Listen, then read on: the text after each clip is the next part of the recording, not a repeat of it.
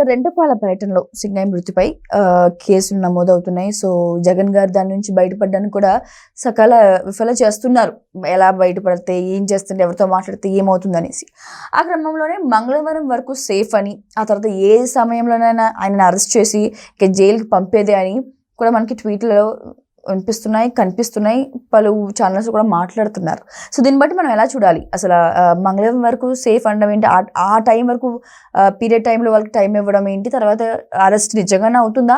So A1గా ఎవరు, A2గా ఎవరు, ఎలా నిర్ధారిస్తారు మీ మాటల్లో? ఇప్పుడు రెంటపాడు ఊరు వెళుతున్న క్రమంలో ఆయన ఒక కాన్వాయ్గా వెహికల్స్లో వెళ్ళటం, తర్వాత ఆయన ఒక రోడ్ షో లాగా నిర్వహించడం, అది పోలీసులు విధించిన ఆంక్షలకి భిన్నంగా జరిగింది. చాలా టైం తీసుకున్నాడు ఆయన. తర్వాత ఆయన కారు కింద ఒక సింగయ్య అనే వ్యక్తి పడిపోవటం, అతన్ని ఎవరు కూడా కాపాడే ప్రయత్నం చేయలేదు. ప్రమాదం జరిగిన తర్వాత అతని మెడ మీద నుంచి కారు వెళ్ళిపోయిన తర్వాత అతన్ని తీసి పక్కన పడేసి వెళ్ళిపోయారు. అది రమణారెడ్డి అనే డ్రైవర్, తను గతంలో పోలీస్ శాఖలో పనిచేసినట్టున్నాడు. ఇప్పుడు పోలీస్ శాఖ నుంచి పదవీ విరమణ చేశాడు. 10 ఏళ్ళగా జగన్మోహన్ రెడ్డికి సేవలోనే ఉన్నాడు అతను. అంటే అప్పుడు ప్రతిపక్ష నాయకుడిగా ఉన్నప్పుడు ప్రభుత్వం అలాట్ చేసింది, ముఖ్యమంత్రిగా ఉన్నప్పుడు కూడా ఆయన కంటిన్యూ చేశాడు. ఆ విధంగా అంటే 11 ఏళ్ళ నుంచి ఆయన దగ్గరే ఉన్నట్టుగా తెలుస్తుంది. అది ఆయన A1గా, A2గా జగన్మోహన్ రెడ్డి గారు ఉన్నాడు. ఎందుకంటే ఆ కారులో ఉన్న వ్యక్తి ఆయనే. అలాగే కారు ఓనర్ కృష్ణమోహన్ రెడ్డి అని అంతకుముందు OST అంటున్నారు, ఆయన మీద కూడా కేసు ఉంటుంది. అలాగే వైవి సుబ్బారెడ్డి గారి పేరు మీద ఉంది, పేరుని నాని ఉన్నాడు, తర్వాత విడదల రజనీ పేరు ఉన్నట్టుంది. అట్లా 6-7 మంది మీద కేసు పెట్టారు. ఆ వెహికల్ కూడా పోలీసులు అక్కడికి వెళ్ళి వచ్చిన తర్వాత తాడేపల్లి ప్యాలెస్లో స్వాధీనం చేసుకుని గుంటూరు SP కార్యాలయంలో పెట్టారు. అయితే అసలు ఈ కేసుతో తనకు సంబంధమే లేదని, అసలు తన మీద కానీ అసలు ఆ కేసులో ఉన్న అందరి మీద కూడా కేసు కొట్టేయాలని, అసలు తన కారు కింద సింగయ్య అనే వ్యక్తి పడలేదని ఆయన హైకోర్టులో క్వాష్ పిటిషన్ వేశాడు. అసలు ఈ FIRనే కొట్టేసేయమని. అందువల్ల అంతకుముందు 2-3 రోజుల క్రితం కూడా ఒక విచారణ జరిగి ఇవాళకి వాయిదా పడింది. ఇవాళ మళ్ళీ ఆ విచారణని జూలై 1కి వాయిదా వేశారు. మంగళవారం నాటికి వాయిదా వేశారు. ఈ మంగళవారం వరకు కూడా ఎటువంటి తొందరపాటు చర్యలు తీసుకోవద్దని కూడా హైకోర్టు ఆదేశం ఇచ్చింది. అంటే ఇండైరెక్ట్గా ఆయన్ని అరెస్ట్ కూడా చేయొద్దు, స్టేటస్ కో మెయింటైన్ చేయమని. అంటే ఇప్పుడున్న యథాపూర్వక స్థితిని కంటిన్యూ చేయమని. కాబట్టి అరెస్ట్ చేసే అవకాశం ఉండదు. అంటే చెప్పారు కదా తొందరపాటు చర్యలు వద్దు అని. ఇప్పుడు ఆ వెహికల్ కూడా చెక్ చేశారు. అంటే దానికి ఫిట్నెస్ ఉందా లేదా, ఏమన్నా వైఫల్యాలు ఉన్నాయా అని. చాలా ఫిట్గా ఉన్నట్టు తెలిసింది. అంటే RTA ఆఫీస్ అధికారులు SP కార్యాలయానికి వెళ్ళి ఒక బృందం చెక్ చేసింది. ఇప్పుడు అప్పటి వరకు మాత్రం పోలీసులు అరెస్ట్ చేసే అవకాశం లేకపోయినా ఈ కేసు తీవ్రత దృష్ట్యా రేపు కనుక జూలై 1 తర్వాత ఆ జూలై 1న విచారణ జరిగిన సందర్భంలో క్వాష్ పిటిషన్ని తిరస్కరించే అవకాశం కూడా ఉంటుంది. ఆ తర్వాత ముందస్తు చర్యలు తీసుకోవద్దని చెప్పారు కదా, దాన్ని కూడా ఉపసంహరిస్తారు. కాబట్టి ఆయన అడిగింది ఏంటంటే ముందస్తు బెయిల్ కూడా ఇవ్వమని అడిగాడు. ముందస్తు బెయిల్ ఇస్తారా లేదా అనేది కోర్టు వారి విచక్షణ అధికారాలకి లోబడి ఉంటుంది. అది ఆ కేసు తీవ్రత దృష్ట్యా మరి ప్రభుత్వ ప్రాసిక్యూషన్ న్యాయవాదులు కూడా మరి కేసు తీవ్ర దృష్ట్యా ఇది అరెస్ట్ చేయాలని అడిగితే కనుక నో చెప్పలేకపోవచ్చు. లేదు, ఆయన కారులో డ్రైవ్ చేయలేదు, కారులో ఒక ప్యాసింజర్ లాగా కూర్చున్నాడు కాబట్టి ఆయన ప్రమేయం ఎంతవరకు ఉందనేది. ఆ సందర్భంలో వీళ్ళు ప్రాసిక్యూషన్ ఏం చెప్తారంటే అసలు ఈ ప్రమాదం జరగటానికి మేము ఇచ్చిన నిబంధనల్ని ఉల్లంఘించి ఆయన రోడ్ షో నిర్వహించడం ఇవన్నీ చేశాడు, ఉల్లంఘన. ఆయన్ని మేము స్ట్రైట్గా రెంటపాళ్ళ వెళ్ళమన్నాము.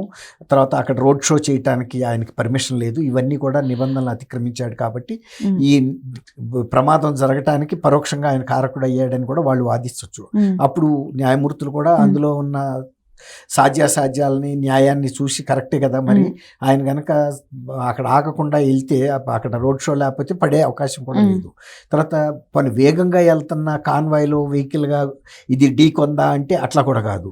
అసలు పడి చాలాసేపు అతన్ని ఎవరు పట్టించుకోలేదు. అప్పటికి సగం టైర్ ఎక్కి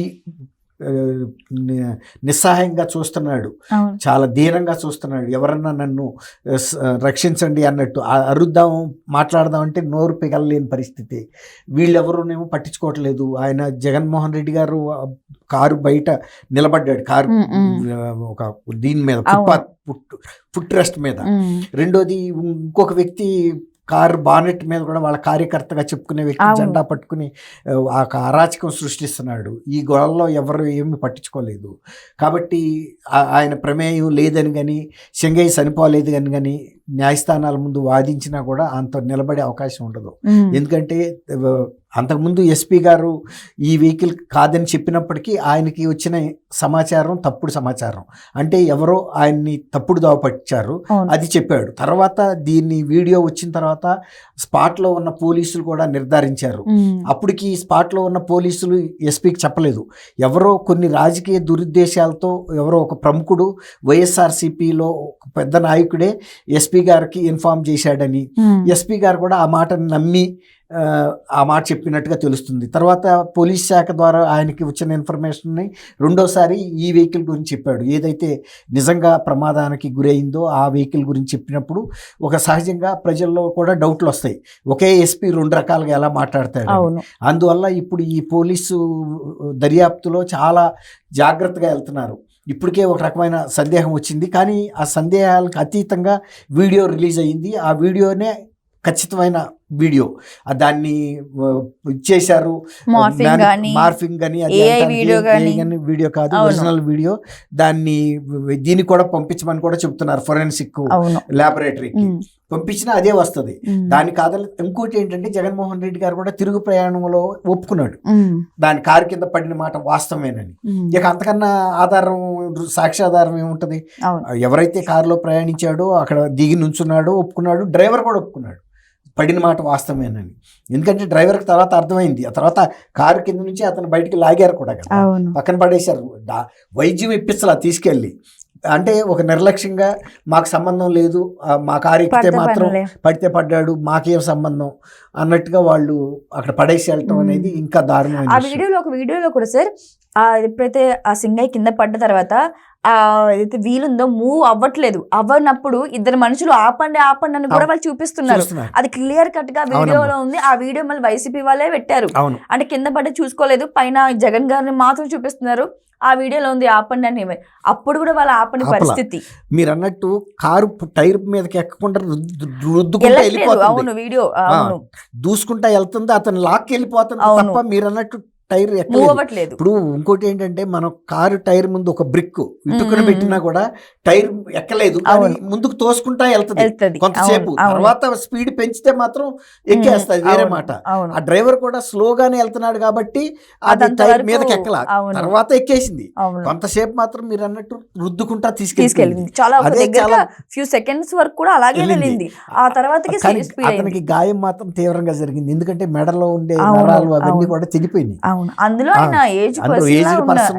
ఏజ్డే కాదమ్మా, ఎంత యువకుడైనా కూడా కారు బలం ముందు, టైర్ బరువు ముందు, అందులో హెవీ కారు కాబట్టి ఏదో కేజెస్ ఉందని చెప్తున్నాడు. అంటే హెవీ ఎస్యూవి అది, కాబట్టి బరువైందే. ఇప్పుడు రేపు జూలై 1 తర్వాత కోర్టు కనుక క్వాష్ పిటిషన్ కొట్టేసినా, ముందస్తు బెయిల్ కొట్టేసినా జగన్మోహన్ రెడ్డి గారిని ఖచ్చితంగా అరెస్ట్ చేస్తారు. ఎందుకంటే ఇది తీవ్రమైన కేసు. ఆయన కూడా ఒప్పుకున్నాడు కూడా పడిన మాట వాస్తవం అని. తర్వాత ఆయన పరోక్షంగా ఎలా కారకుడు అయ్యాడంటే ఆయన పోలీస్ నిబంధనలకి విరుద్ధంగా ఈ రోడ్ షోలు నిర్వహించడం అనేది అక్కడ ఆయన తప్పిదం కనపడుతుంది. Right thank you sir. Thank you అమ్మా సరిత, మన వీక్షకులు.